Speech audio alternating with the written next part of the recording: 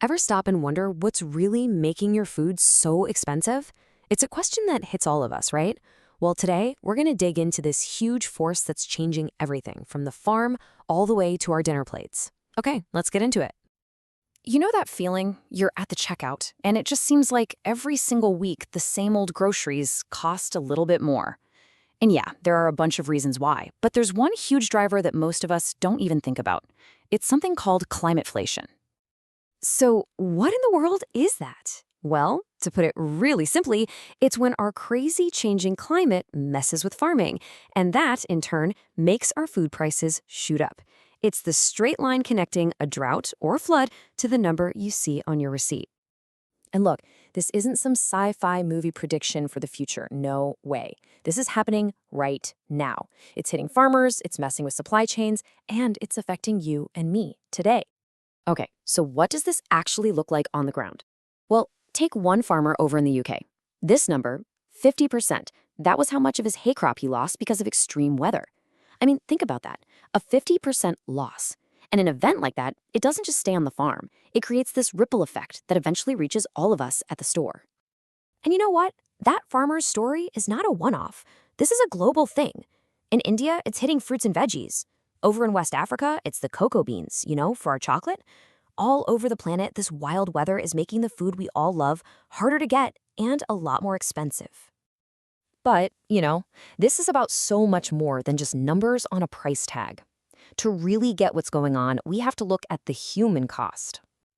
Because let's be real, this burden of higher prices, it's not shared equally at all. It's the low-income families, the ones who already spend a big chunk of their money on just putting food on the table, who get hit the absolute hardest. And that financial squeeze, it kicks off a really serious public health problem.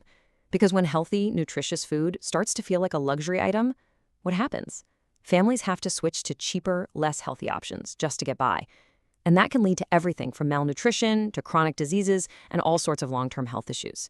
It's a terrible choice that nobody should ever have to make.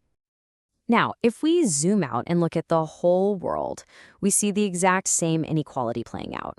Wealthier countries, they usually have the money and the systems in place to soften the blow.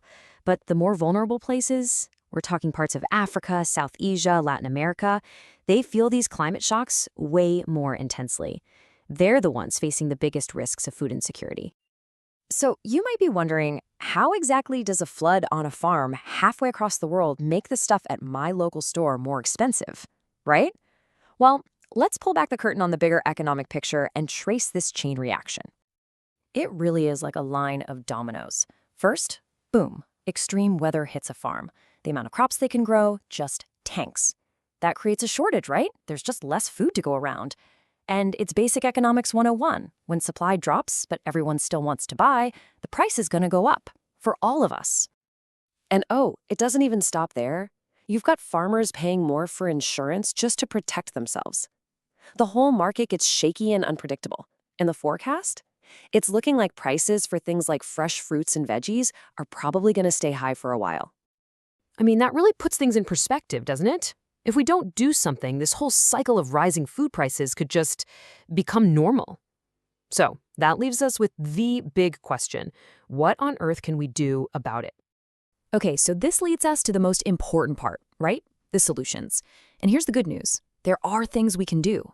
Real, concrete steps, both from the ground up in our own communities and from the top down with big picture policy changes. So on the ground level, it's all about building up our resilience. That means stuff like supporting local and city farms so we're not so dependent on these long, fragile supply chains. It also means farmers getting smart, planting different kinds of crops that can handle heat or drought better, and using cool tech like super efficient irrigation so not a drop of water is wasted. But look, these local efforts can't do it alone. They need backup from the top. Governments can make a huge difference here. They can offer financial help for farmers who switch to smarter, climate-friendly methods. They can give more support to the small farmers who are really on the front lines of this. And of course, countries need to work together on big agreements to make sure everyone has enough to eat. So what about us? What's our part in all this? Well, our choices actually matter a lot. Something as simple as reducing food waste at home, that makes a huge difference.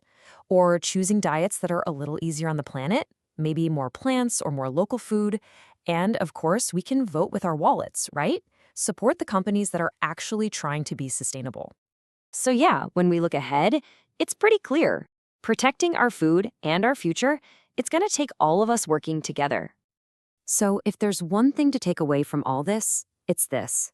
Climateflation, it's not just some buzzword. It's real, it's happening now, and honestly, it's a huge warning sign for the future we're all creating. And that leaves us with one last really big question.